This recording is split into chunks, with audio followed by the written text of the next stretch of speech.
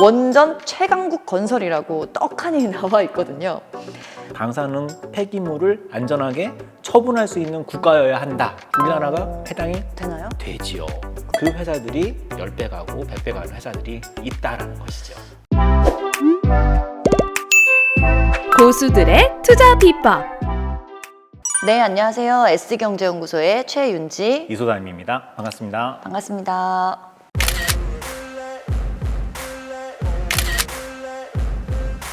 지금 제가 보고 있는 공약들은요, 그 선관위에 나와져 있는 10대 공약입니다.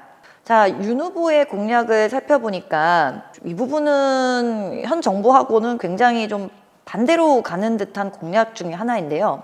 윤 후보는 온실가스 감축 달성을 하기 위해서 원자력을 적극적으로 수용하겠다는 방침이에요. 네. 아예 이제 공약에 보니까 원전 최강국 건설이라고 떡하니 나와 있거든요.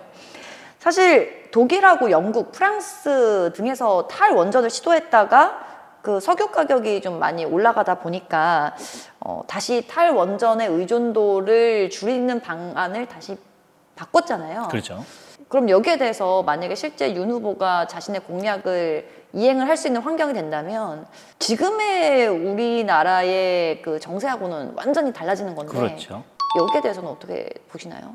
일단은 재미있는 것이 지금 그 나와 있는 후보들 이재명 후보, 윤석열 후보에 대한 원전에 대한 내용들 물론 이제 윤석열 후보가 굉장히 좀 공격적으로 했어요. 네. 원전 강국이라고 했는데 네. 이재명 후보가 그렇다고 해서 지금 현재 정부처럼 원전을 탈원전으로 가진 않아요. 감원전이에요. 그러니까 안 하겠다가 아니라 조금 줄이겠다. 네네네. 그러니까 그렇죠. 어떻게 보면 지금 현재 정부 흐름과 정반대죠, 둘 다. 네. 원전을 어떻게 됐든 살리겠다. 왜냐하면 원전을 줄였더니 네. 문제가 문제가 많잖아요. 많잖아요. 그런데 원전을 어떻게 보느냐죠. 원전을 반대했던 이유는 환경 이슈였는데 지금 올해부터도 그렇고 계속적으로 앞으로도 환경에 대한 이슈가 굉장히 높아질 거란 말이에요. 효율성, 성장, 분배 다 그것보다도 제일 우선순위가 환경이 돼요. 죽느냐 사느냐가 지금 걸려있는 문제이기 때문에 네. 그래서 이런 단어가 있어요. 그린 텍소노미라는 것이 있어요. 그린 텍소노미. 네, 그린 텍소노미라는 것인데 이게 뭐냐면 환경적으로 지속 가능한 나중에 자막을 넣어드릴게요. 환경적으로 지속 가능한 경제 활동의 범위를 정한 것인데 이게 나온 지 얼마 안 됐어요. 그 유럽연합에서 2020년 6월에 처음 발표를 했는데 네. 우리나라가 여기에 대해서 맞추느냐 안 맞추느냐죠. 그 말이 뭐냐면 원전이 여기에 해당이 되느냐 안 되느냐에 대해서 아마 이제 논의가 될 거예요. 그래서 여기에 대해서 아직 갑론을박이 있어요. 사실 지금 12월 달에는 천연가스하고 원전이 포함이 됐어요. 지금 올해 2월 달에도 지금 원전하고 천연가스가 지금 포함이 되었기 때문에 이 말은 무엇이냐면은 환경에 대해서 네. 원전이 환경을 보존한다, 무전 그린 에너지다라고 되고 있는 일단 상황인 인정- 거예요. 네, 그렇죠. 인정이 되고 있는 네. 거예요. 그렇기 때문에 그전에는 원전에 대해서 반대했던 이유가 환경을 파괴한다 했잖아요. 아니네. 유럽연합이 보기에 이거는 그린 에너지야 라고 한다면 당연히 원전이 활성화가 될 수밖에 없겠죠. 그러면 이 부분은 대외적인 요인이 더 클 수가 있겠네요. 아무래도 그렇죠. 저기 유럽 쪽이나 미국 쪽에서 어떤 방식으로 시행을 하느냐에 따라서 한국에서도 좀 적극적으로 이거를 수용을 할 수도 있는 거고 네. 아닐 수도 있는 것이니까요. 네네네. 그러면 이 부분은 실제로 대통령이 누가 당선이 되느냐와 함께 대외적인 요인을 보면서 네, 그렇습니다. 원전에 대한 투자 방향을 정해 보시면 좋을 것 같습니다. 네. 그래서 그런 지금 그린 텍소노미에 대해서 조건이 하나 붙었는데 네. 그게 뭐냐면 2045년 전에 건축 허가를 받아야 되고 2050년도까지 방사능 폐기물을 안전하게 처분할 수 있는 국가여야 한다예요. 우리나라가 해당이 되나요? 되지요.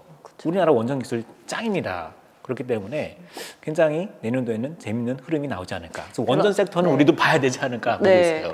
그러면 원전은 좀 긍정적으로 네, 보고 긍정적으로 있는 봅니다. 방침이다. 아무래도 그 지난번에 탈원전이 급격하게 이루어지다 보니까 거기서 좀 느슨해지기만 해도 좀 그동안의 그 내리막길을 걷고 있었던 그 종목들은 좀 다시 한번 상승의 가도를 좀 달려주지 않을까라는 기대감도 좀 가져봅니다. 자, 그러면 지금까지 많은 내용들이 좀 오고 갔는데요. 보통 대선하면 사실 테마주만 보는 경향이 있으시잖아요. 많은 그렇죠. 투자자분들께서 아무래도 급등을 쫙 하는 경향이 좀 있으니까 하지만 테마주는 아무래도 실적과 연관이 되는 것이 아니라 심리적인 측면이 많기 때문에 급등을 하는 만큼 정말 빠른 시일 내에 급락도 하게 되는 경우가 많습니다. 따라서 이번 방송에서는 대선 테마주를 다룬다기보다는 좀 후보의 당선 후의 경제 흐름을 좀 그려보고 그에 따른 수혜 섹터와 종목들을 좀 같이 한번 살펴보았습니다. 마무리하기 전에 우리 본부장님 네. 추가적으로 하고 싶은 말 있으신가요? 지금 시장 상황에 대해서 우리가 이제 얘기를 해봤는데 어떻게 보면 결국 결론은 국내 상황보다 해외 상황, 글로벌적인 상황이 중요하다라고 말씀드렸잖아요. 네. 근데 지금 해외에서의 상황이 그렇게 좋지는 않아요. 그렇죠. 많이, 우크라이나 사태도 그렇죠. 좀 그렇고. 뭐 그리고 여러 가지로 네. 보고 있는 것이 뭐냐면은 2000년도 닷컴 버블 때와 비슷하다라고 얘기를 하고 있어요. 네. 닷컴 버블 때 코스닥이 1000 갔었는데 네. 그거를 회복하기 위해서는 네. 어마어마한 시간이 걸렸거든요. 그리고 진짜 그때 정말 회사 가치들이 10분의 1, 100분의 1 토막되는 회사들이 많아요. 네. 그런데 그걸 거치고 나서 아마존이 버티고 이런 식으로 거대 기업들이 생겼죠. 지금도 비슷한 흐름인 것 같아요. 그래서 지금 투자하기가 굉장히 어려운데 옥석 가리기가 어렵고 작년이면은 그냥 눈 감고 투자해도 됐는데요. 이제는 눈 감고 투자하면은 큰일 나는 네. 시기이지만 이런 흐름에서 닷컴 버블처럼 꺼져가는 버블 중에서 정말 옥석을 가린다면은 네. 그 회사들이 10배 가고 100배 가는 회사들이 있다라는 것이죠.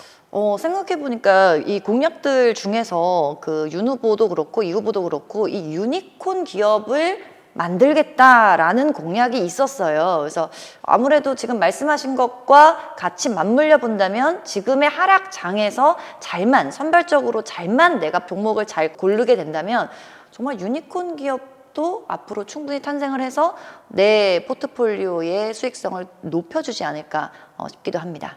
그거랑 하나 더 힌트를 드리면은 지금 부동산 가격이 많이 올랐잖아요. 네. 그런데 하나 반영이 안 된 게 있어요.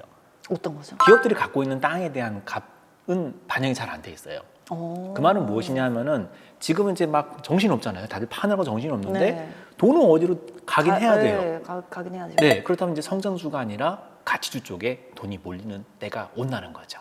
그래서 가치주. 이 회사는 지금 땅이 얼마가 있는데 따져보니까 지금 땅값이 이렇게 올랐는데 건물값이 이렇게 올랐는데 반영이 안 됐네? 이런 계산을 하는 시대가 아마 올해는 좀 나오지 않을까. 그 다음에 배당 관련 이런 네. 식으로 좀 보수적인 투자가 아마 올해는 이루어지고 네. 그리고 아까 말씀드렸듯이 거품이 사그러들고 나면은 10배, 100배 가는 종목들을 피크할 수 있는 좋은 기회가 있어요. 그래서 올해는 네. 참 어떻게 보면은 위험한 기회라고 봅니다. 그래서 개인 투자자분들 너무 낙담하지 마시고요.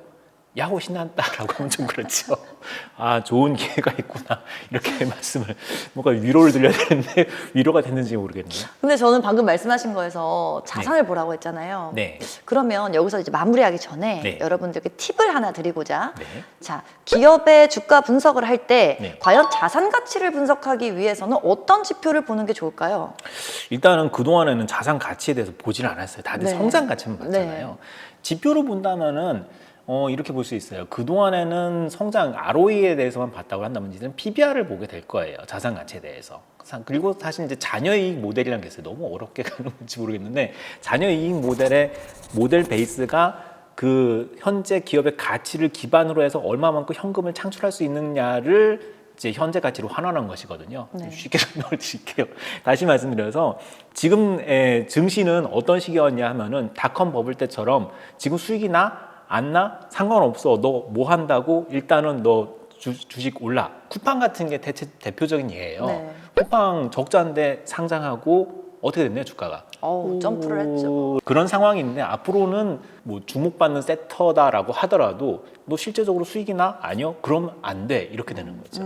그래서 실제로 수익이 나고 그 다음에 너 주가가 1,000원인데 너의 회사의 땅 가치가 800원이네? 야, 그럼 너 회사를 사면은 1,000원 주고 샀더니 그럼 200원밖에 안 주고 산 거잖아. 이런 회사들이 주목을 받게 되는 거죠. 1차. 그 다음에 2차는 그 200원짜리 회사인데 알고 보니까 돈을 막 잘 벌어요. 네. 꾸준하게 잘 벌어요. 네. 그런 회사는 이제 내가 왜 이러고 있지? 올라가게 되겠죠. 생각해보면 진짜 자산 가치를 볼 필요가 있는 게 그렇죠.